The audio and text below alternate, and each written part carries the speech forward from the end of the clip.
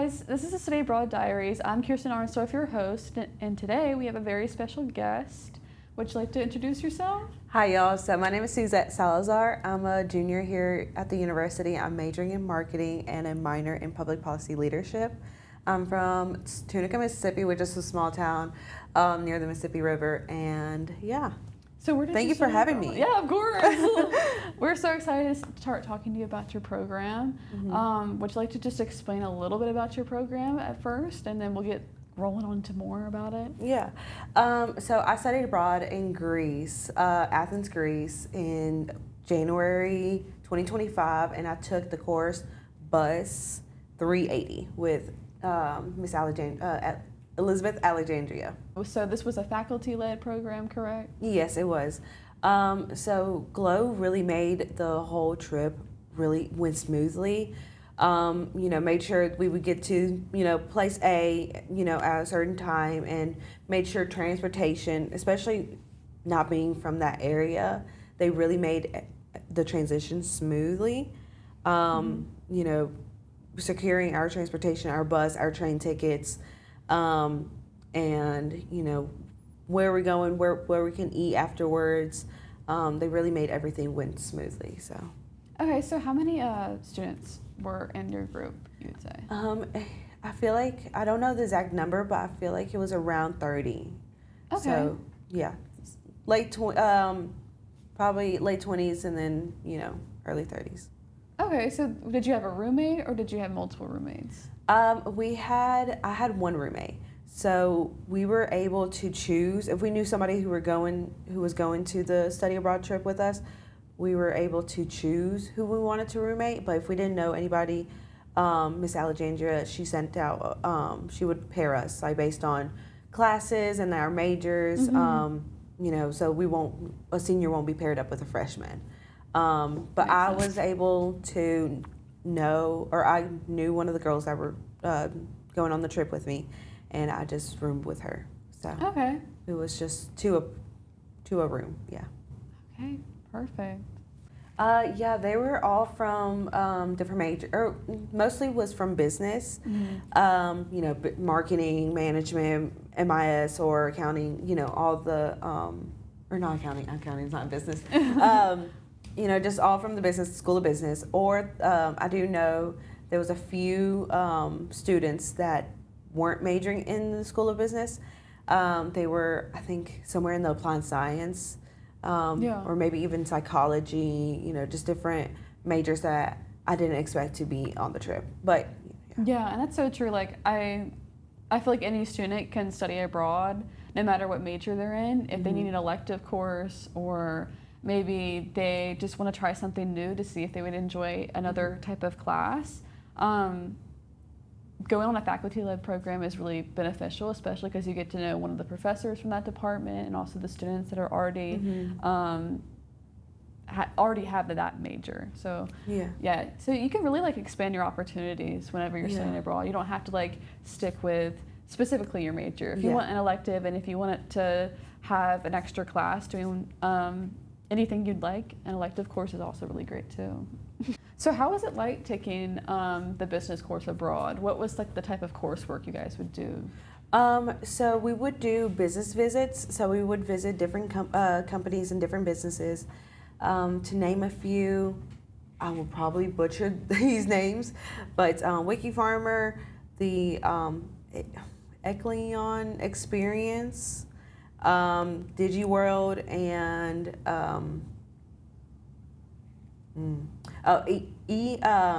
EIT Manufacturing. Okay. So they, each company had different specialities, like they were doing different things, but I feel like their overall goal was to really make Greece a sustainable place and to better Greece and its community. Yeah. And the coursework where we had to do, we would have to write a journal entry for each day, kind of what we did. It had to be 700 words. And we would just wrote what we did all that day and what did we learn. And also we were assigned each, either what was cultural place or a business visit. We would be assigned to one of them, and we would have to do a presentation before we arrived, so we can inform the rest of the group what we will be learning about that day. Oh. And I was, it was a group project as well, so I had to do the Olympic Stadium. So that's really cool. So you had to like come up with an entire like presentation, you said, before class. Yeah. That's really cool. So each of us, we were assigned, or my group specifically, someone did like the overview, someone did the finances, someone did the history, and someone did the cultural, how it impacts the community. Wow. So we were all self-assigned, you know, who was gonna research what, and we just took, you know, from that. Yeah, so you would like, I guess it's kind of practicing speech at the same time, so you would stand up in front of the class and kind of present your findings and stuff like that. Yeah, especially working in a group, you know, communication and public speaking, and yeah. That's really cool. So were you ever nervous about like maybe presenting in front of the entire class? Because I know like even me, like I still get nervous, like even doing this, I still get nervous in front of a camera especially, but in front of like a lot of people, did you ever get nervous? I feel like everyone has that initial kind of scared or fear of presenting in front of everybody. But I feel like at the university, especially with the School of Business, they really, you know, taught us how to work well in a group and how to present. I feel like every class I'm in, I'm having to present something. And I feel like that's what the School of Business really taught us, and it really reinforced that. So, but I can't speak on others who are not in the School of Business, but from what they have told me, they were a little bit nervous. They did have to practice, you know, on the bus ride there, and you know, kind of we did have like note cards so we can refer to our notes, and yeah. Yeah. So like being in another country, did you have to visit that place first and then come back with your findings and present them, or was this before you'd go to the Parthenon, for example? It would be before. Okay. So we would have to, we looked at our Miss Alexandria, she gave us their official website, and, you know, from there we used their official website or an outside website, yeah. That's really cool. I love that. So it was a very great way to kind of get to know where we are visiting and kind of informing everyone else what are we going to be visiting and what we'll be learning there as well.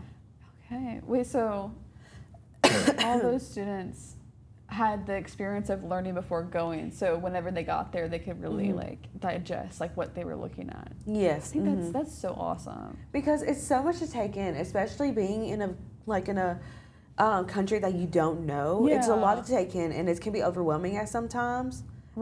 So I feel like really doing this kind of really eases everybody's minds, and you don't feel overwhelmed. Like I know how you go on tours sometimes, or you're at a place for a certain amount of time, especially with a faculty-led program, and you may not be able to like read everything or go over everything. It's that if it's a museum, for example. And then of course we did have time to kind of, you know, go on our own and, you know, visit and kind of, you know, discover more.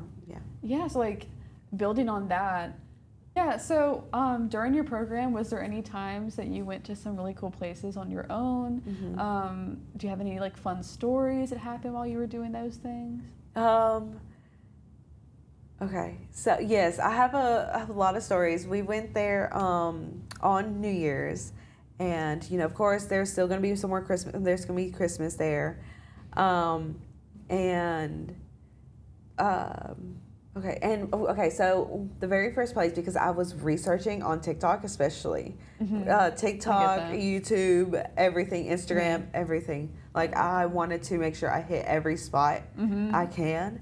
So I went to Little Cook because I heard a lot about it, and Little Cook is like kind of like a little alleyway, and they had coffee shops, little bakeries, and they had so many decorations. They had like, you know, so many decorations, and they had like a photo shoot area where people can take pictures. It was very lit up. Like everywhere else, it was kind of like, you know, your normal street view, and then you turn the corner, and it's just like full of like Christmas decorations. And it was so cute. They had like little gingerbread people. And yeah, it was just very Christmassy, and you like really felt the homey vibes, and everybody was sipping their hot chocolate or coffee, and like with their little bakery, and So like what was like a specific place? Do you remember? Did you get some coffee or get some like souvenir? That's the word. Souvenir. Did you get any souvenirs from there? Yes, I did. I actually got this bracelet, and hold on, let me see if I can pop it out. It's okay. So Evil Eye is very popular over there. Yeah. So I got about, this sounds bad, 6 Evil Eye bracelets, but they're different ones. Yeah. Because I was like, I'm going all out. I'm probably never going to be here. And I got, of course, my mama some stuff, and my sister, some families, magnets. Whenever I go anywhere, like a new state or something, I always have to get a magnet from there. Right. So yeah, and I got this bracelet. I'm not sure if you'll see, like. Oh my gosh, well, that is so pretty. And I'm not sure. I love that. It's like very unique. Like it's not like a normal like you would see at like a souvenir shop in the U.S. It's like its own. But yeah, and like the history over there, they said if your Evil Eye bracelet is supposed to protect you from all like negative energy that people throw at you, or like is just thrown at you, and it's supposed to protect you. I think this one has not broken yet, knock on wood. But my other ones have broken, and I really kind of, I don't know, I just felt like it was like really protecting me. Like it was like kind of like shielding me, because whenever it broke, I didn't realize it. And so you said you had 6, so all of them broke except for this one? No, I still have 2 more. 2 more, okay. Yes, but I was like, let me. Wow. So yeah. I got my mom. Okay, so I think their religion is Christian Orthodox, I think. Orthodox, yeah. Okay. Yeah, Orthodox. And I went to some churches because like I want to get to know different religions and like different cultures. Yeah. Like I did have a very open mind, and I went to, and I saw like a lot of correlations like to like my personal religion, and I really. I couldn't really understand, the little, like, on the plate. Like the Greek? Yeah, I couldn't understand it. So I would pull out my phone and use Google Translate the picture, so it would translate. And it was very eye-opening. It was very interesting, just, just learning about like a different religion, something I really was never exposed to. Right. And, yeah. And, like, my favorite memory, so New Year's, I got there for New Year's, and they have a lot of like rooftop bars. The drinking age over there is 18. No, I get it. Yeah. So, so me and my friend who came along, we went to one of the rooftop bars for New Year's, and they happened to have an open bar.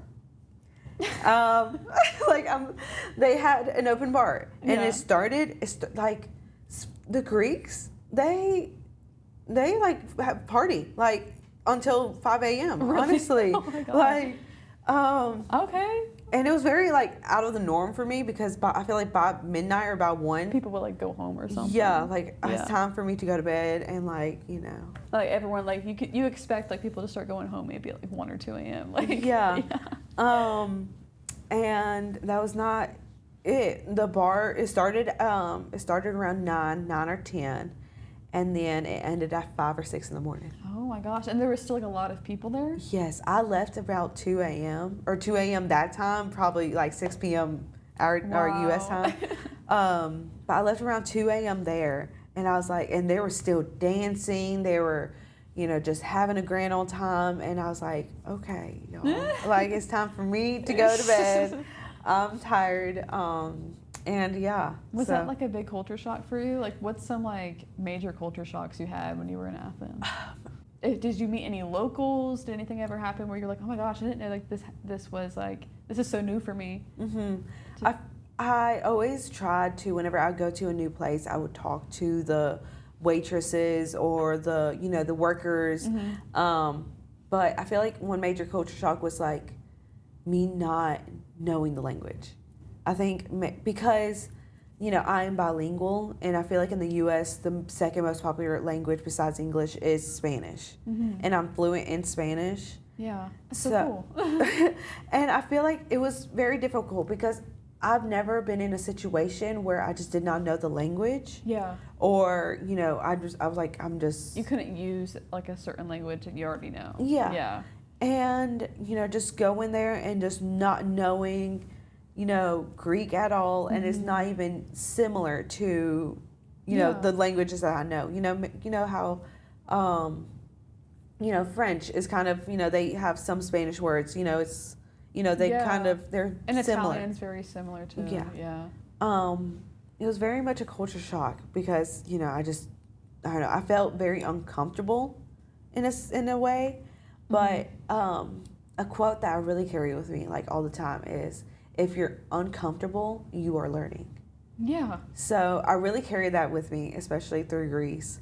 And, I use Duolingo, and I like, from being immersed in the culture, just hearing it on the streets or ordering food or anything, by the end of my trip, I was able to order my meals and speak basic Greek.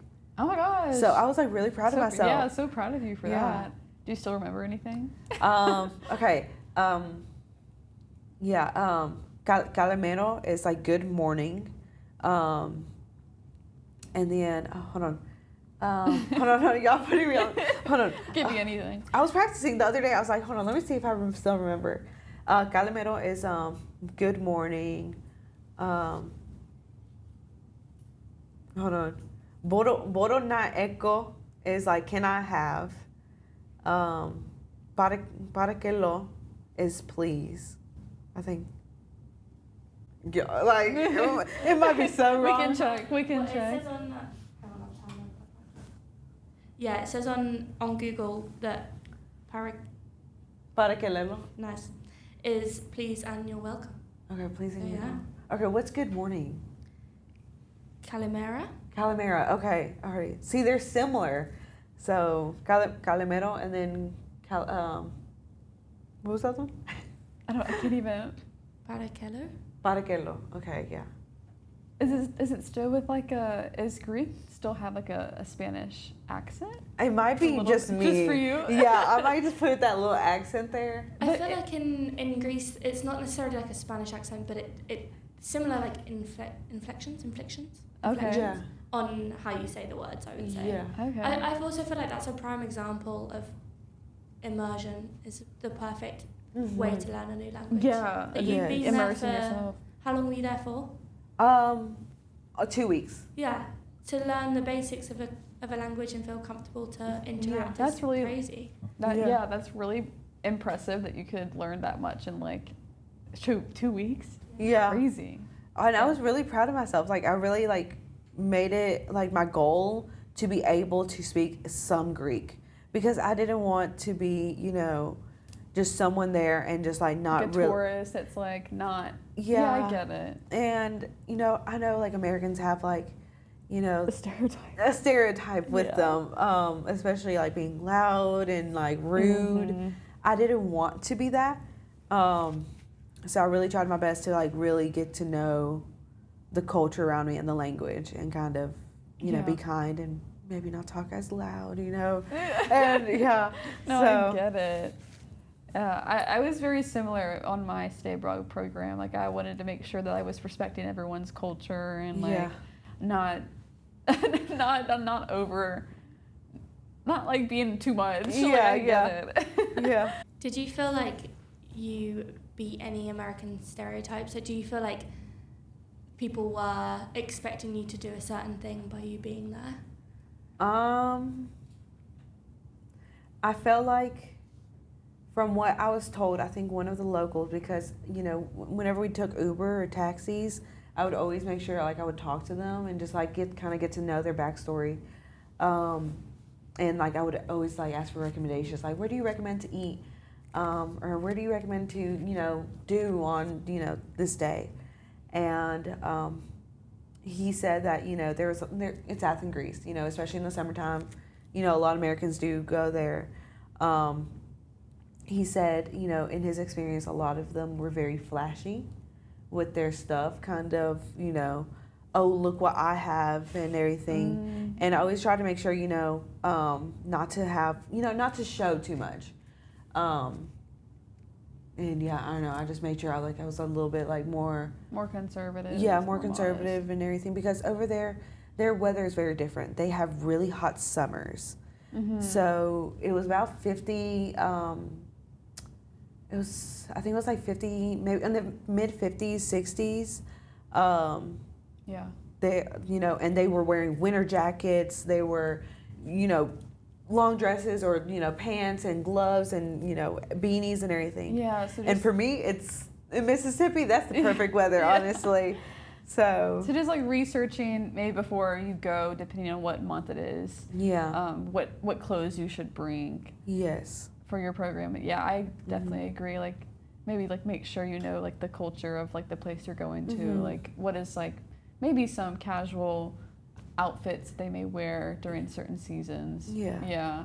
And obviously, you know, I wasn't used to, you know, for them 50, 60 degrees is very cold for them. But for me it wasn't. But I still tried to make sure, you know, and also their styles.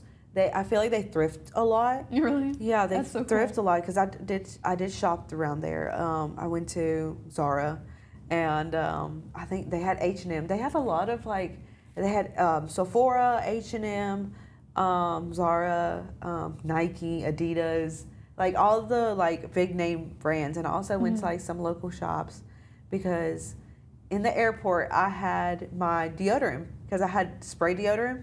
It was confiscated. Because it was too big, but it was a spray deodorant. So I was just thinking, you know, it's not, you know, over the liquid limit that you need, like, or the liquid limit. Yeah, it's like a certain amount of ounces that you're allowed to have for liquids, yeah. And I was thinking it was a spray, so it didn't matter. But they took it away, so I was like, oh my goodness, I need to get deodorant.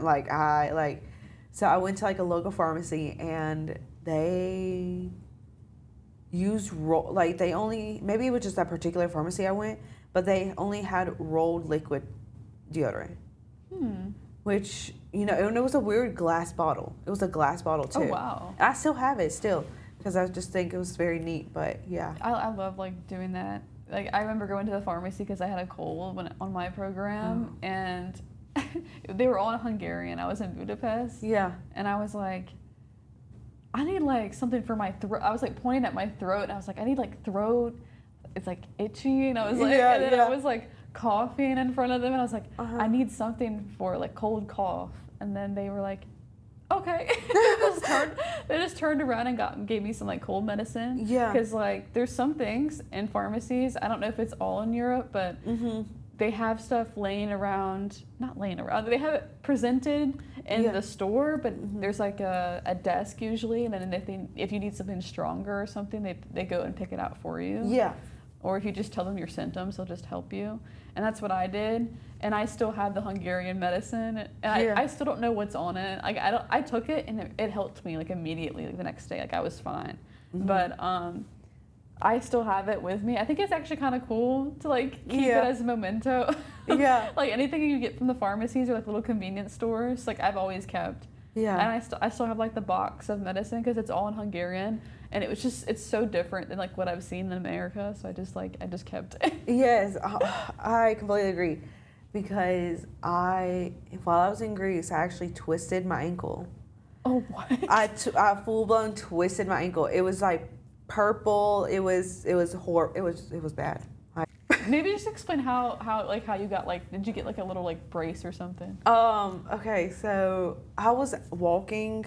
We came back from dinner and we were walking back to our hotel, and there was I didn't notice, you know, the curb transitioning to the road. Yeah.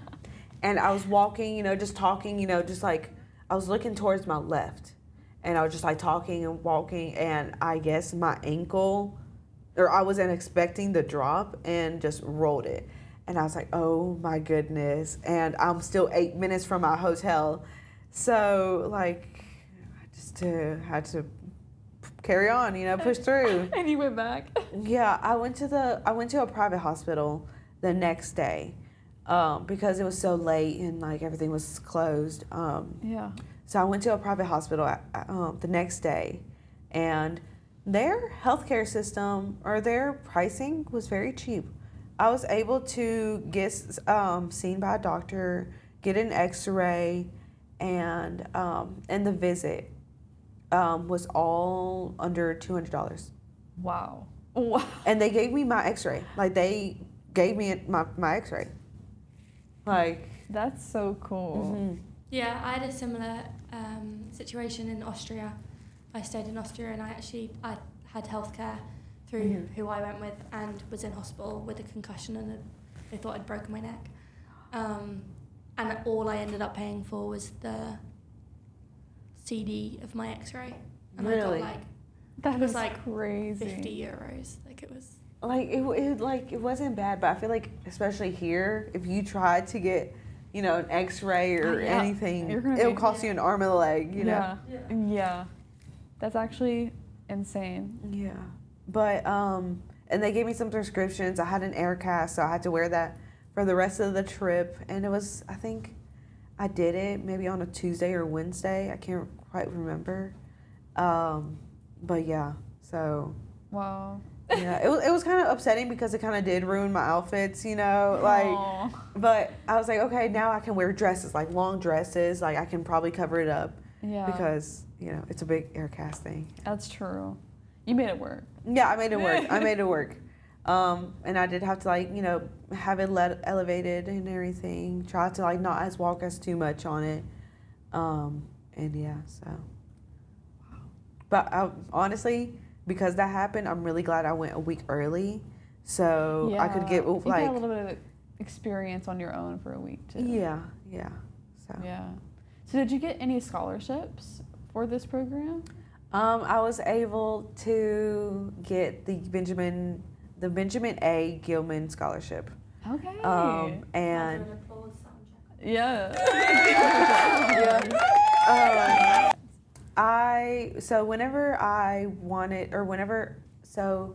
I'm a transfer student. Mm-hmm. So I always heard of people studying abroad, and I was always interested. I'm like, you know, that sounds cool, you know, to study abroad, to, you know, be outside of a classroom and learn, you know, in a different country. I feel like, you know, that's a dream come true. And, you know, being first gen, you know, I really never thought it was possible, you know, or like it's going to be too expensive, you know, I'm just not going to be able to or anything. Mm-hmm. But, you know, whenever I came to the University of Mississippi, like I was presented with so many opportunities. Like there were so many opportunities, you know, you can take advantage of. And one of it was study abroad. And I immediately, I was like, let me talk to somebody. Let's see if this is even a possibility, you know? Mm-hmm. And I spoke with Lexi. She's an advisor here at, you know, the study abroad office. And, you know, I asked her, you know, I told her what I'm interested in. And, you know, she kind of narrowed down, she recommended me this program. And, you know, one of my worries was the cost. You know, I immediately asked her, like, do y'all have any scholarships? You know, and there's a scholarship through the study abroad office, but nothing for, you know, my short of a term. But she did recommend me some outside scholarships. Mm-hmm. And, you know, she gave me a list, and through researching it, seeing if I'm eligible for whichever one, you know, I applied for this Benjamin Scholarship. And the process for me personally, because I feel like I waited so long to really decide whether I would go, Mm-hmm. because it is a commitment. Yeah. Time and, you know, financially, it is a commitment. And, you know, after speaking to my mom, I was like, hey, you know, what do you think about this? And my mom, you know, she loves me dearly. But she was, you know, she had so many fears. Like, what if something happens to you, you know, and how am I going to be able to get to you, you know, and all that. But finally I was like, I'm going to do it because I don't know, another thing I live with is, you won't regret the things that you did. You will regret the things that you did not do. And you only live once. Like if you're able to take an advantage, I feel like I would take if you're able to take advantage of an opportunity, take advantage of it, because you don't know how long it'll be there and whether in 5+ years you're gonna be thankful for it, you know? Yeah. And I don't know, I always want to try new things. So. Yeah, I agree. I'm the same way. A big part of life is to taking that step out of your comfort zone and just doing something without hesitation. And, even if there is some hesitation, your mind, if you can still say, I'm going to do it at some point, or I will do it now, just go for it. I always recommend, especially if you want to go to another country, there's many ways, especially at Ole Miss, for you to be able to study abroad. Different durations of time, semester, over the summer, a full year. You don't ever have to worry about having like only one option, or like you only have to be a business major, or you only have to be a journalism major, or in pre-med. You can be any major, and there's also like opportunities like scholarships out there. So I definitely recommend looking into it. And I researched a lot about the scholarship. You know, I looked at people's people who's won it, or others who won it before, and I just looked up, I watched a whole bunch of seminars trying to get more information about it, and when I applied, I stressed myself so much. I tend to overthink a lot of things. I tend to stress myself over the littlest thing. Yeah. And I was this was just my personal experience. This is not going to be everybody's, applying for the Gilman Scholarship. But I stressed myself out so much that I got sick. Because stress does affect your immune system. So I got sick just stressing myself out until I pressed that submit button. It did require you to write 3 essays. One is your mutual understanding, statement of purpose and mutual understanding. So statement of purpose was basically, why do you want to go there? Why did you choose this? Why do you want to do this? And then mutual understanding is, what will you bring back from your experience studying abroad? What will you bring back, to the U.S., and what will you bring to the country that you're studying abroad? And then another one is your follow-up project proposal. So the Gilman Scholarship is not, they want to help students to be able to be cross-cultural and to be able to study abroad and intern abroad. And they also are very passionate about giving back to the community. So I was able, and I had to write an essay proposing what I would do after, I come back. What am I going to be able to, give back to the community. And it took them about 2, maybe 3 months to get back to me. And I remember I woke up, I slept in one day, and I woke up to an email from them, and I opened it. I immediately clicked it on my notifications, and saying congratulations, congratulating me. And, I immediately was the happiest girl ever. I called my mama, and I was like, Mama, you cannot guess what, and, told her the great news. So I knew, and that really set the tone for the trip, really, yeah. Wow. So it even made you more excited, because now you're like, oh my gosh, everything is good. It's like a relief too. I get it. And it was almost I don't know, I feel like everything was turning out according to plan. I feel like no one, there's not there's so much gratification or gratitude whenever things go according to plan. Yeah. If that makes sense. Right. Yeah. So everything worked out, and you can just finally be like, okay, let's go. Let's get out of here. Let's go to Athens. Yeah. I get it. Would you say your biggest barrier to entry sorry for the business word, for study abroad was the financials? Would you say that was the biggest thing that was balancing of whether you would go or not? Yes, I feel like if I could afford it, because, you know, I didn't want to go to debt. Like, I didn't want to, you know, struggle, because honestly, if I was not able to get the scholarship, I don't think I would be able to enjoy my time abroad.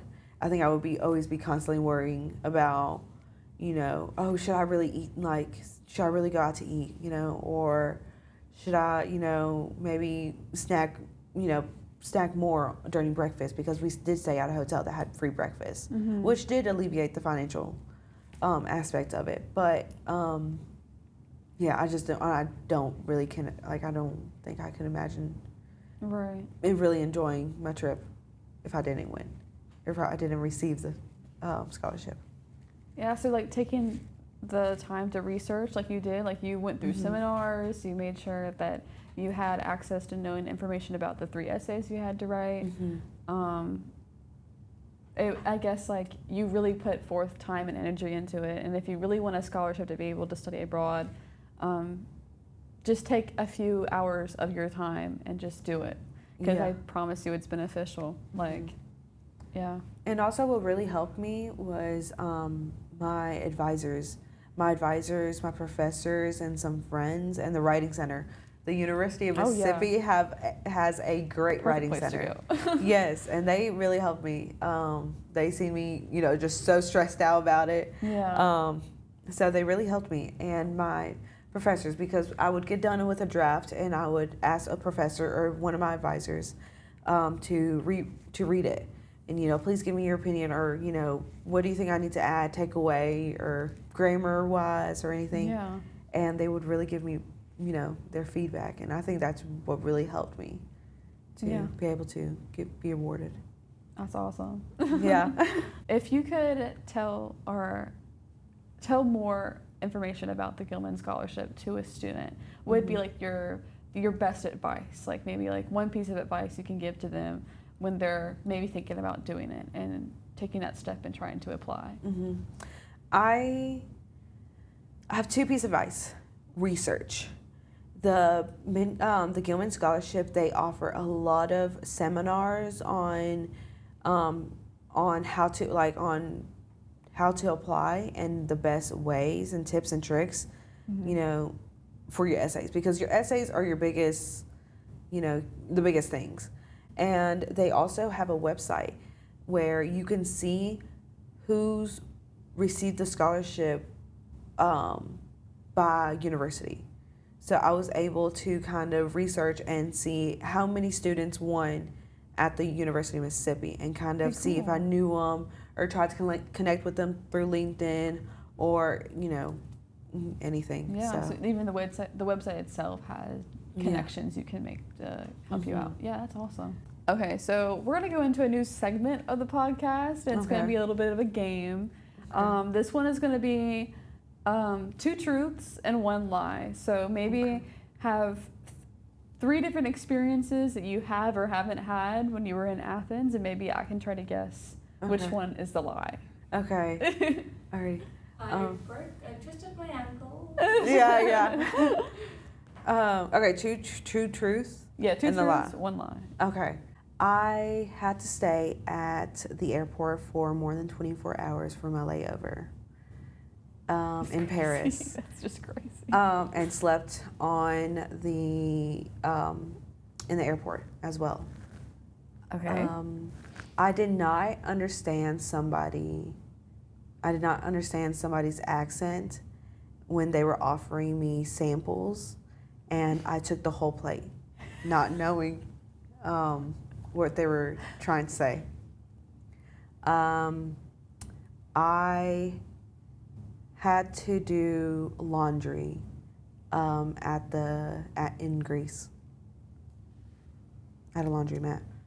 Okay. You said over 24 hours or 24 hours?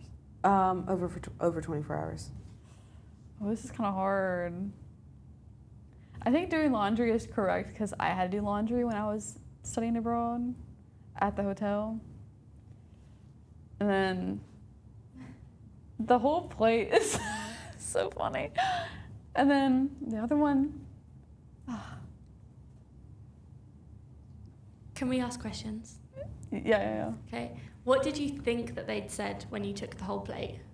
I thought they were offering me the whole plate. I thought they were like, "Do you want a plate?" And but no, like, and I took the whole plate. And then the person I was with, he said he was asking you to grab a napkin and grab one off the plate. What was the sample?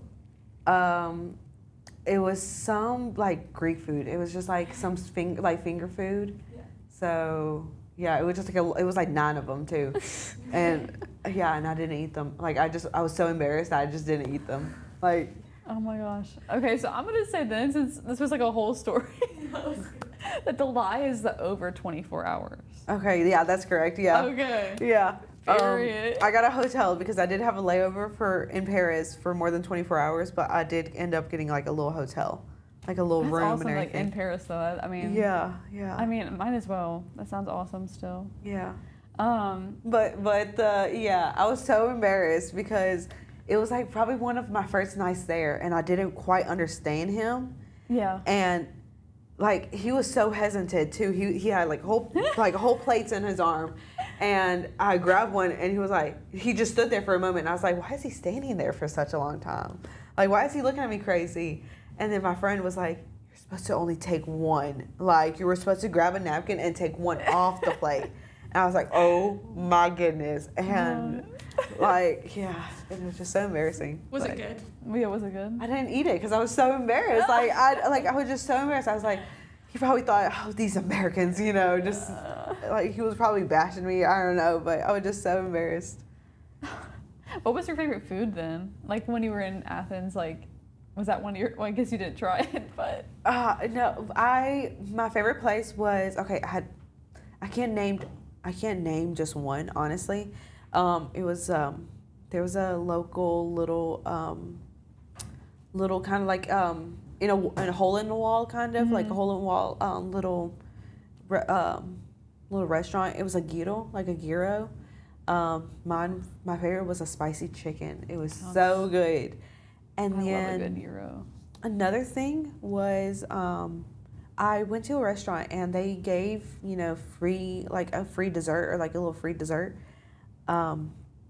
It was Greek yogurt with carrots. With carrots. It was the best thing I've ever had. If I can make that, I will make that. And it was so good. It was just something like I was not expecting to like.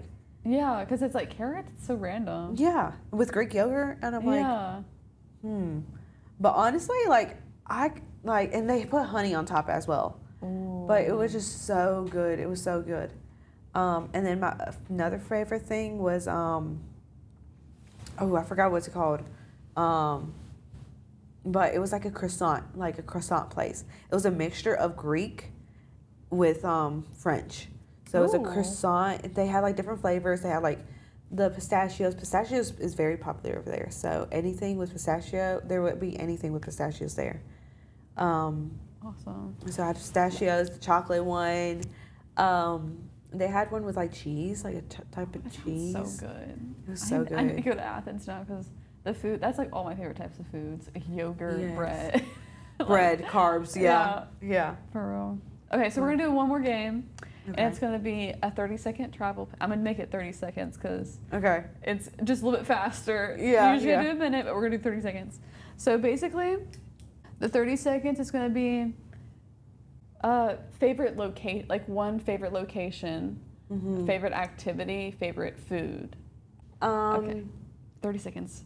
Yeah. Okay, so if you're ever in Athens, you should definitely go to the island of Aegina. And the favorite food would be, it's a kind of like a sweet treat. It would be pistachio butter. Ooh. It's so good. You can literally put it on anything, bread, just anything fun.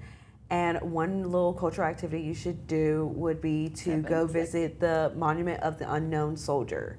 They do it every Sunday, and it's a very beautiful ceremony that they do in Greece. So that's it? And then you did it. Our student actually put 1 hour and 30 seconds, but you did it in 30 seconds. Yeah. So 30 seconds to convince someone why they should study abroad is the next question I have for you. So I'll do it in 3, 2, One. Okay. So I think everyone should study abroad because I feel like everybody should be pushed out to their comfort zone. And it not only really develops you as a person, but also can develop you academically, and it gets you outside the classroom.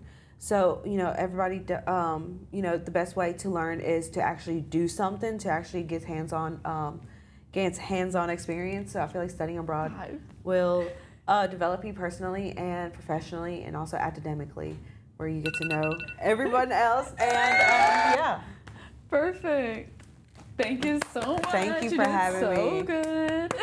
Thank you for having me. You honestly, the way you express your words about everything that you've said today is so beautiful. Like you're so like, if I had never studied abroad before, I'd be like immediately wanting to go to Athens. Like the way you speak, so beautiful. So I'm so happy you came in today. Thank you so much for having me. Thank y'all. Yeah. So, anything you'd like to say, Millie, before we? I'm booking my flight to Athens currently. Yes, please. Yeah. So, if you guys are interested in studying abroad in Athens, please let us know. You could use our email abroad@olemiss.edu. Thank you for coming in today, Suzette. Thank you for having me. And if anybody is interested in the Gilman Scholarship or wanted to know more information about it, please feel free to reach out to me. I'm an open book, so yeah. But thank you guys for listening today, and we hope to see you guys on your next study abroad program in the future. Bye. So bye. Thank you.